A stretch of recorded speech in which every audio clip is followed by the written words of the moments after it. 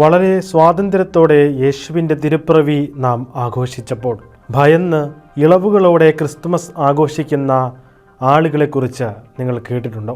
മുസ്ലിം ഭൂരിപക്ഷ രാജ്യമായ ഇന്തോനേഷ്യയിലെ ആശെ പ്രവിശ്യയിലെ വിശ്വാസികളാണ് നിശബ്ദമായി ക്രിസ്തുമസ് ആഘോഷിക്കാൻ വിധിക്കപ്പെട്ടത്. 98% ഇസ്ലാം മത വിശ്വാസികളുള്ള ഇവിടെ വെറും 6000 ക്രൈസ്തവർ മാത്രമാണ് താമസിക്കുന്നത്. ചാട്ടവാറടി പോലുള്ള കർശനമായ ശരിയാത്ത് നിയമം നടപ്പാക്കുന്ന ഏക ഇന്തോനേഷ്യൻ പ്രവിശ്യയാണ് ആഷെ. ഇവിടെ തെരുവുകളിൽ ക്രിസ്തുമസ് ആഘോഷവുമായി ബന്ധപ്പെട്ട് ഒരു അലങ്കാരവും അനുവദനീയമല്ല. മറിച്ച് ആരെങ്കിലും അത് ലംഘിച്ചാൽ അതികഠിനമായ ശിക്ഷാ നടപടികളാണ് അവരെ കാത്തിരിക്കുന്നത്. ഈ പശ്ചാത്തലത്തിൽ പ്രദേശത്ത് സ്ഥിതി ചെയ്യുന്ന തിരുഹൃദയ ദേവാലയത്തിൽ ഇളവുകളോടെയാണ് ക്രിസ്തുമസ് ചടങ്ങുകൾ നടന്നത്. പരിമിതമായ രീതിയിൽ മാത്രം ആളുകളെ ഉൾക്കൊള്ളിച്ച് പരിപാടി നടത്താനാണ് അനുമതി ലഭിച്ചത്.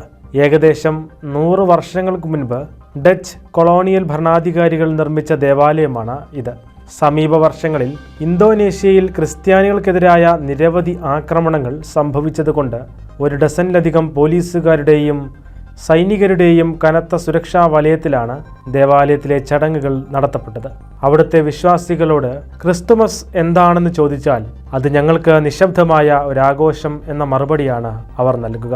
ഡിസംബർ മാസത്തിൻ്റെ ആരംഭത്തിൽ തന്നെ നാം ദേവാലയങ്ങളിൽ നക്ഷത്രങ്ങൾ തൂക്കുകയും ക്രിസ്തുമസിനെ വരവേൽക്കുന്നതിൻ്റെ ഭാഗമായി നിരവധി അലങ്കാരങ്ങൾ നടത്തുകയും ചെയ്യാറുണ്ട്. എന്നാൽ ഇവിടെ ക്രിസ്തുമസ് ദിനത്തിന് കുറച്ച് മണിക്കൂറുകൾക്ക് മുൻപ് അതും പരിമിതമായ രീതിയിലുള്ള അലങ്കാരങ്ങൾ മാത്രമേ അനുവദിക്കുന്നുള്ളൂ. മുമ്പുള്ളതിനേക്കാൾ മതസൗഹാർദ്ദം മെച്ചപ്പെട്ടിട്ടുണ്ടെങ്കിലും പ്രദേശത്ത് ന്യൂനപക്ഷമായിരിക്കുന്നത് ക്രൈസ്തവർക്ക് പലപ്പോഴും വെല്ലുവിളികൾ സൃഷ്ടിക്കാറുണ്ട്.